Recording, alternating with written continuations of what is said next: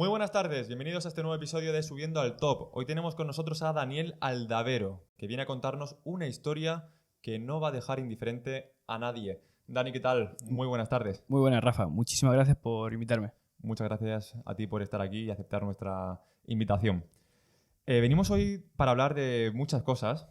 Entre ellas nos vamos a retomar a la época de bachillerato, tu etapa en bachillerato, para que nos cuentes un poco cómo fue. ¿Cómo fue para ti esa etapa? Bueno, la etapa de bachillerato fue algo cambiante, porque como bien hablaremos posteriormente, sobre todo es un proceso de constante cambio. Yo entré en el bachiller de ciencias, primordialmente por esa obsesión o esa inquietud de intentar ser como tu padre, tu madre, en una profesión en la que tienes tan arraigada porque ves todos los días. Quise ser informático, pero no me di cuenta de que no era mi camino hasta que al final decidí cambiar al bachiller de sociales, donde realmente pude desarrollar mis capacidades. ¿Y cómo recuerdas tú esa etapa? Esa etapa fue un proceso, un periodo en el que no terminas de encontrarte a ti mismo, porque realmente no te ves o no estás cómodo en el sitio en el que realmente tendrías que estar. Ya sea porque tu padre siempre ha sido informático o tu familia siempre ha sido de ciencias. Entonces el hecho de no encajar te sientes distinto. Es decir, te sientes que no estás en el camino en el que tienes que estar o que podrías estar en otro lado donde desarrollar realmente tu potencial. Y ahí fue cuando, hablando con orientadores, con mis padres realmente, dije, es que creo que esto no es lo mío. Creo que es momento de cambiar y de tomar otro camino. ¿Y cómo afrontaste selectividad? ¿Los meses previos o cómo viviste esa etapa? Hombre, la etapa de selectividad fue creo que de las más complicadas de mi vida, porque justo fue el año de la pandemia, justo fue el año en el que nos encerraron a todos en casa, que fue una etapa muy complicada para todos. Periodo en el que, por desgracia, muchos de mis profesores aprovecharon esa situación y despreocuparon su actividad docente. Y claro, nos dejaron un poco a nuestra suerte. Es decir, con la última evaluación sin hacer, con exámenes sin evaluar, sin saber si te ibas a poder presentar. Y sobre todo el examen. Es decir, habías perdido el ritmo de trabajo. Estar encerrado 3 meses en tu casa te hace no ir a clase, perder costumbres, perder ese ritmo de trabajo que realmente te hace falta para esa prueba. ¿Te provocó ansiedad? ¿Te provocó estrés? Mucha ansiedad porque sobre todo era, como ya hemos dicho, una época en la que no podíamos movernos de casa. Era un momento en el que no podías ver a tus amigos, a tus seres queridos, estamos aislados y sobre todo esa presión de qué va a pasar. ¿Se va a hacer el examen? ¿No se va a hacer el examen? ¿Se abrirán plazas especiales en la universidad? Mucha incertidumbre Sobre todo. en ese momento. Y luego hiciste selectividad y pasaste a la carrera. Sí. ¿Qué ocurrió en esa etapa, en ese tránsito de instituto-universidad? Pues fue un periodo, yo diría que el más complicado de mi vida, porque de ahí derivó a muchos problemas a posteriori. Y es que esa incertidumbre de qué va a pasar, de no saber exactamente qué camino coger, porque estos últimos meses previos no habíamos podido tener conversaciones con profesores, orientadores y demás. Entonces esa etapa fue muy complicada porque le habrá pasado más de uno y más de dos, que dices, no me veo en ningún lado, no encajo en ninguna profesión, no me veo. Entonces fue un periodo en el que llegó el momento de decidir qué hacer y recuerdo estar en mi casa y decir, no quiero hacer la lista de carreras, no sé qué hacer. Tenías un cacao mental tremendo, ¿no? Sí, hasta que una persona cercana a mí me ayudó a hacer la lista y fue poniendo carreras, yo qué sé, derecho, medicina, enfermería, todo tipo, variado. Hasta que finalmente cuando llegó el día de la elección fue, señor Aldavero, tiene usted plaza en derecho, ¿qué haces? Claro, fue esa tesitura de no he entrado en nada más. Y ya tienes la presión de tu familia detrás, ¿no? Amigos detrás, pareja detrás, de realmente qué hago. No puedo salir de aquí sin decir, oye, no me puedo pegar un año sabático, porque no está hablado con mis padres previamente, ni yo lo tenía contemplado. En ese momento no había trabajado nunca. Entonces esa decisión fue complicada. Me vi forzado a que ese fuese mi camino. ¿Tomaste una decisión que tú no querías o simplemente no sabías lo que hacer y te dejaste llevar por esa corriente que era tu familia, tu círculo cercano? Claro, realmente no quería. O sea, realmente yo, derecho, el momento en el que entré, recuerdo salir de la sala donde me dijeron que era mi única opción, cuando realmente posteriormente te das cuenta de que no es la única opción. Es decir, hay muchas más opciones, solo que tienes que poder verlas o querer verlas, que es lo importante, realmente no quería entrar. Es decir, yo vi la lista y dije, hay muchas asignaturas de las cuales pone derecho en todas de ellas y es algo que a mí no me ha interesado nunca. Pero claro, me tuve que dejar llevar por la corriente porque fue una presión de, vale, todo el mundo muy orgulloso. Oh, madre mía, mi hijo está en derecho. Madre mía, mi colega está en derecho. Entonces, claro, te vas fluyendo por esa presión de decir, vale, no era mi camino, pero tengo que intentar que sea mi camino para intentar cumplir esas expectativas que te ponen. A todas esas personas que se encuentran ahora mismo en segundo de bachillerato, que no saben qué hacer, ¿qué consejo le darías? Guiarte por tu instinto, siempre. Es decir, si no tienes claro qué hacer, porque te has dado cuenta de que ni módulos, ni FP, ni nada así educativo es lo que ahora mismo te mueve, a lo mejor es que tienes que desarrollar otras competencias o abrirte a otros cambios, a otras personas para conocer. En mi caso, creo que es lo que debía hacer en ese momento. Es decir, hay momentos en los que la vida te dice que por aquí no o por aquí sí. Entonces, tenemos que ser capaces y ser valientes de dar el paso y decir, vale, pues a lo mejor este año lo quiero dedicar para aprender idiomas. A lo mejor no te encuentras en ese momento de poder analizar realmente tu situación, cómo te encuentras, porque ese tipo de decisiones lo tienes que tomar con la cabeza muy fría. No en caliente, no acabo de salir de bachiller, necesito estudiar algo porque necesito trabajar. A lo mejor no es el momento. A lo mejor tienes un año o medio año en el que realmente dices, voy a realmente investigar, ahora que puedo. Voy a sacar mi idioma, o voy a trabajar en esto, o sacarme cursos que luego me puedan servir para lo que quiera hacer. Pero sobre todo no tomar una decisión a la ligera. Pero eso, cuidado con La mano. la Vale. mano pegada. Pegada a la mano. Ya, bueno. Pero eso hay que sumarle la presión de los familiares. No siempre es fácil hacer lo que tú has dicho porque Ujú. hay un círculo que Sí. siempre está ahí como, ojo, presionándote pero por tu bien, porque ellos piensan que es lo mejor para ti, ¿no? Sí, claro, hombre. Siempre los padres y tanto amigos, familiares, siempre van a motivarte a que progreses. Nunca van a decirte, no, no estudies. Siempre van a intentar buscar un futuro para ti lo mejor posible.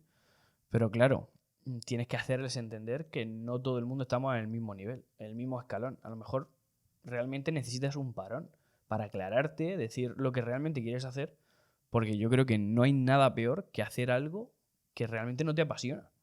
Porque eso se muestra tanto en tu ejercicio profesional como luego en tu vida. Entonces te metiste en derecho, decisión que tiempo después No dijiste, me he equivocado, ¿no? me he equivocado, efectivamente. ¿Cómo Porque fue ese tránsito, ese periodo en el que tú estabas estudiando derecho?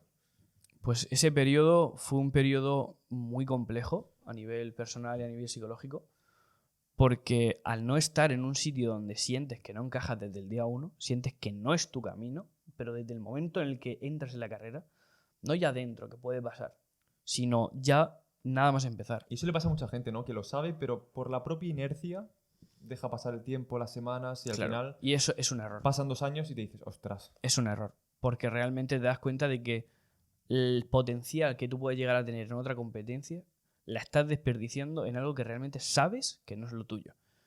Entonces, realmente yo motivo a la gente a que realmente si sientes que no es lo tuyo, salte lo antes posible, porque así a lo mejor puedes descubrir lo que realmente te apasiona. Eso yo creo que es lo más importante. Y luego entrando un poco en el terreno privado, hasta donde tú quieras contar, en ese momento atravesabas una situación francamente complicada. Sí, fue una etapa... Para poner un poco en contexto Sí, a, sí. a la gente que nos esté viendo. Sí, fue una etapa muy complicada a nivel personal y emocional, porque de esta propia decisión de hacer lo que la gente quería que yo hiciese, ese intento de cumplir expectativas, ya por la gente y no por mí, me hizo dejar de ser yo, dejar de tener ese ánimo, ese entusiasmo por lo que hacía. Entonces, claro, es literalmente el sentimiento de sentirse un fracasado durante 2 años, de decir, no lo consigo. Sé que no es lo mío, pero es que tengo que intentar o hacer que lo sea, porque la gente confía en mí. Pero claro, es que no es que la gente confíe en ti. O sea, tú mismo eres el que más tiene que confiar en ti mismo. O sea, ese periodo te enseña que no hay nadie más importante en la vida que tú. El primero que va por encima de cualquier persona eres tú. Y tú tienes que ser capaz de cumplir tus propias expectativas, no lo que la gente cree que puedes hacer.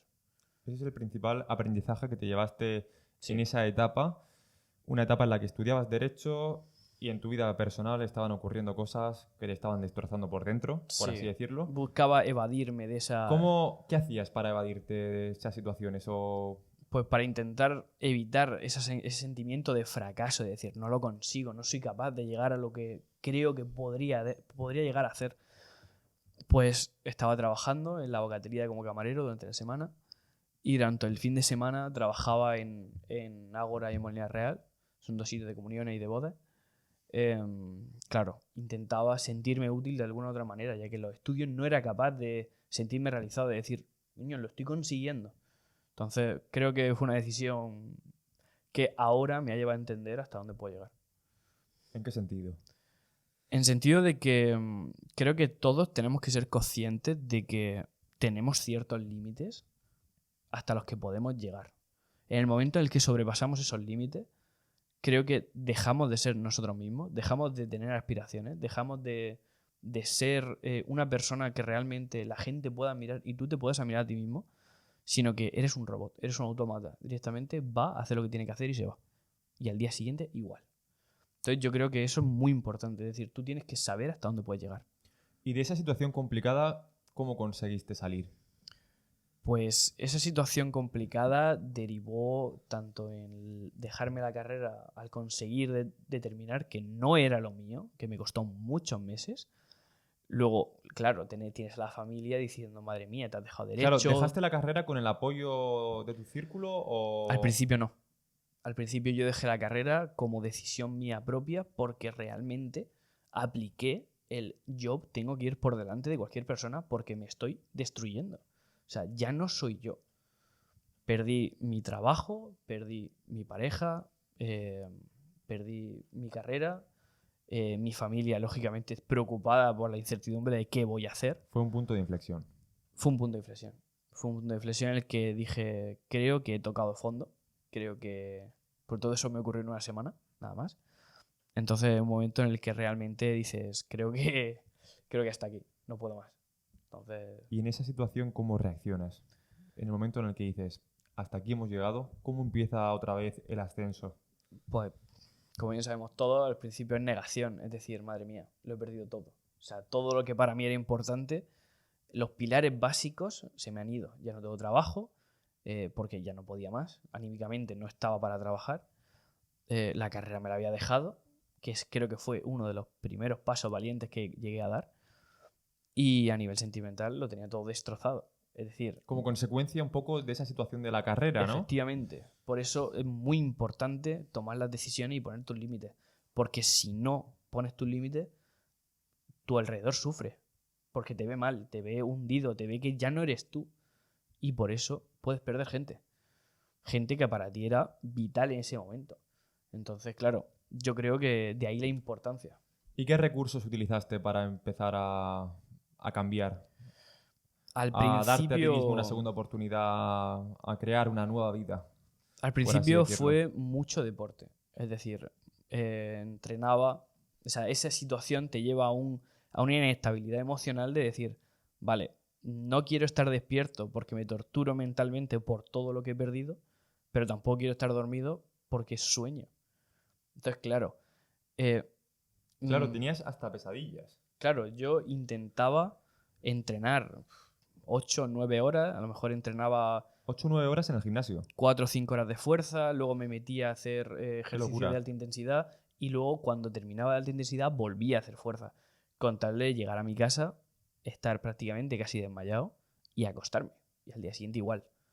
Era un periodo en el que yo vivía por y para el deporte hasta que mi cuerpo dijo, para. Hasta aquí hemos llegado. Y ese yo creo que fue el punto de inflexión en el que después de casi 9 horas o 10 horas entrenando en un día, al día siguiente estaba con fiebre.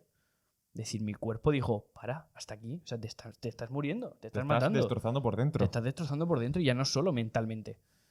Entonces, claro, llegó un momento en el que dije, vale, necesito mantener mi cabeza ocupada. Entonces ahí es cuando dije, vale, tengo que mirar por mí. ¿Qué quiero hacer? ¿Qué me apetece hacer en este periodo? Me metí a estudiar italiano, me metí a estudiar inglés, comencé en mi etapa laboral ya más en serio, con trabajos como Amazon, de operador logístico, de vendedor de madera en Obramad. son periodos en los que realmente dices, vale, necesito cambiar de aire, necesito sentirme útil otra vez. Ese sentimiento de sentirme válido, de que valgo para algo, eso es lo que se debe de intentar evitar. Es decir, el no sentirte válido durante mucho tiempo es lo que realmente te destroza. ¿Y tú para salir de esa situación pediste ayuda o...? Sí, al principio no quise porque sentí que no me entendían. Es decir, la gente vio que me fui de la carrera y fue como, madre mía, no quiere estudiar, se quiere ir.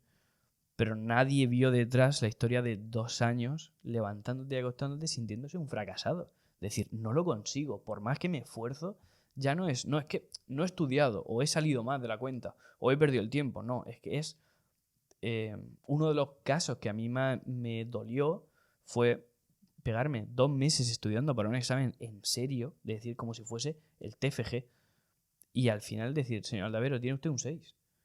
Y en vez de sentarme bien, me sentó fatal. Fue como, ¿cómo es posible que Después de tanto esfuerzo, después ¿no? de tanto esfuerzo, tanto trabajo, No esté tanta recompensado. dedicación, no sea capaz de más? O sea, fue creo que otro momento en el que dije, no es lo mío. ¿Qué es para ti el fracaso? Pues yo creo que lo que es el fracaso como tal no es equivocarse. O sea, creo que la frase que tienen que guardarse todo el mundo que escuche esto es que equivocarse no es fracasar. O sea, no significa un fracaso, sino que a lo mejor es lo que te hace falta para llegar a hacer o a ser lo que realmente quieras ser. Porque eso, o sea, a pesar de la situación que viví, que llegué a estar en depresión, psicólogo durante muchos meses, realmente no cambiaría absolutamente nada de lo que me ha pasado. Cero. Por el aprendizaje que supuso, imagino. Claro, porque a raíz de ahí, el Dani que soy ahora Es gracias a eso. es gracias a eso. Sí que es verdad que siempre sale la pregunta de qué hubiese pasado si hubiese puesto límites antes. Pero claro, es lo que la gente tiene que entender. No lo sabías en ese momento. No sabías cómo actuar en ese momento. A toro pasado todo es muy fácil. Efectivamente. Claro. Entonces realmente equivocarse no es ningún fracaso. Es realmente a lo mejor lo que te hace falta, el saltito, el empujón que te hace falta para llegar a lo que realmente vas a ser. ¿Y qué le dirías a esa gente que está a lo mejor en un mal momento, ya sea de trabajo, de pareja, cualquier tipo de relación, de situación, para salir de esa situación? Yo creo que lo más importante para todos es que des el pasito, el salto. Es decir, solo necesitas un segundo de valentía para dar el paso más importante hacia ti, hacia tu mejor versión. Es decir, yo creo que nadie puede sanar por ti, nadie puede arreglar tu vida por ti, pero sí que es cierto que muchas veces nos sumimos en la idea de estoy mal, estoy mal, estoy mal, y no quieres salir de ahí, o no lo intentas realmente. Entonces yo creo que esa decisión de el primer paso para mejorar depende de mí y de nadie más, es decir, ¿hasta cuándo estás dispuesto a sufrir? ¿Por qué no te valoras lo suficiente como para decir, ¿realmente no valgo tanto como para ponerme a mí en primer lugar? ¿Realmente no valgo tanto como para tomar la decisión de, oye, quiero estar bien, me merezco estar bien? Claro, pero en ese momento no lo ves. Por Claro. eso la frase de es solo un segundo de valentía el que te hace dar el paso más importante de tu vida es una realidad. Qué bueno, me gusta mucho, me apunto la frase. Es una realidad. Y luego pasas a trabajar a otros sectores, ¿no? El sector de la ferretería, me parece, Sí. Obramat. En Obramat. ¿Y qué tal esa experiencia? Muy bien. La verdad es que ya sobre todo una época un poquito más recuperado, tanto a nivel anímico, a nivel emocional, a nivel personal, ya un poquito mejor. Te planteas en un mundo laboral otra vez, o sea, en un mundo laboral distinto al que ya estoy acostumbrado, porque yo siempre he estado en hostelería. Y claro, fue una oportunidad que surgió a raíz de Amazon, de una compañera.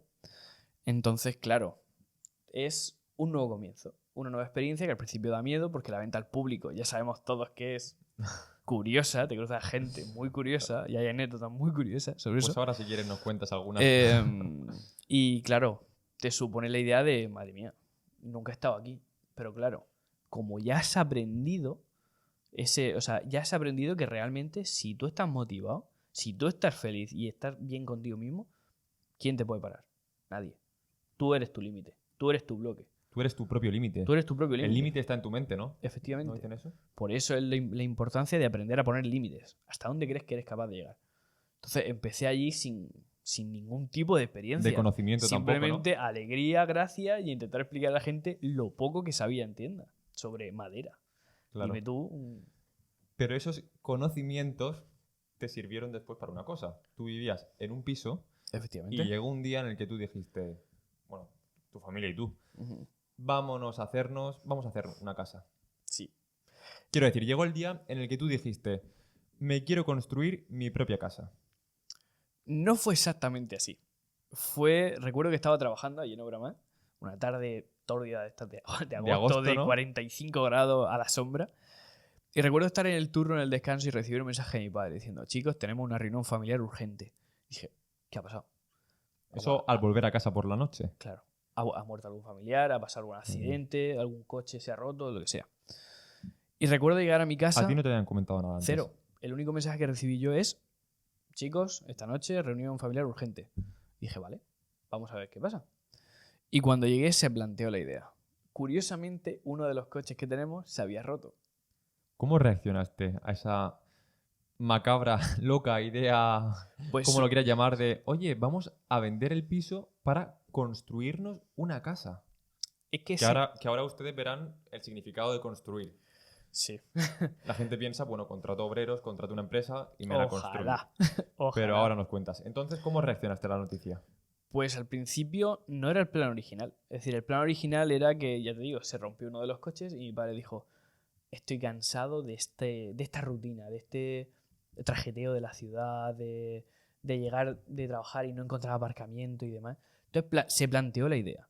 Oye, chicos, hemos estado viendo unas como casas prefabricadas de que nos las podrían poner allí y ya está. En un terreno En un que terreno, teníais de antes. claro, en un terreno que teníamos ya antes y sería el planteamiento de, oye, ¿qué os parecería así? Y creo que todos estábamos en ese momento en el que necesitábamos un cambio, porque yo a raíz de esto que os he comentado antes, necesitaba que mi vida tenía que cambiar de alguna manera. Ya estaba mejorando con el trabajo, quería volver a estudiar y ya estaba dispuesto a volver, pero sentía que necesitaba ese cambio, una vuelta de 360 grados. Entonces, claro, cuando se planteó la idea, no nos lo pensamos ninguno. Fue Al instante. nos vamos. ¿Qué pasa? Que la casa se planteó decir, vale, estamos en agosto, vamos a ponerla a la venta y cuando la gente vuelva de vacaciones... El piso de la claro, ciudad para poner el piso de la ciudad. Cuando ya se ponga a la venta, pues tendremos un periodo prudencial de un mes, mes y medio, para empezar a mover las cosas, hablar con los responsables necesarios, que nos diseñen la casa y demás. ¿Qué pasó? Que a los 4 días la casa estaba vendida. A los 4 días. A los 4 días. Llegó una persona y dijo, vale, tanto dinero en metálico. Dijo, no tengo que pedir préstamo, lo tengo ya. Claro, Aquí la tenéis. oportunidad fue en plan, no la No podemos pudisteis. rechazar. Es decir, no dependemos de crédito, no dependemos de préstamo, es una oportunidad que o se toma o se deja. Claro, se planteó esa idea de, chicos, ¿nos vamos a atrever a hacer esto? Claro. Claro. El problema, que allí en la huerta actualmente es muy difícil edificar. Es decir, hay parte Son de la... terrenos no edificables, Claro, por eso son- de ahí claro, la casa prefabricada que comentabas. Efectivamente. Entonces, la idea fue que nos tenemos que atrever, nos tenemos que tirar a la piscina y decir, chicos, ¿y si en vez de que nos construyan la casa, construimos nosotros la casa? Claro, lo normal sería lo que he dicho antes. Vamos a contratar a una empresa Claro. que nos haga la casa, pero no, ellos decidieron Hacer la casa desde cero, entera. con vuestras manos. Tu Enteramente. hermano, tu padre Y yo. y tú. Ujú. Entera. Me estoy quedando... ¿Cómo fue ese proceso?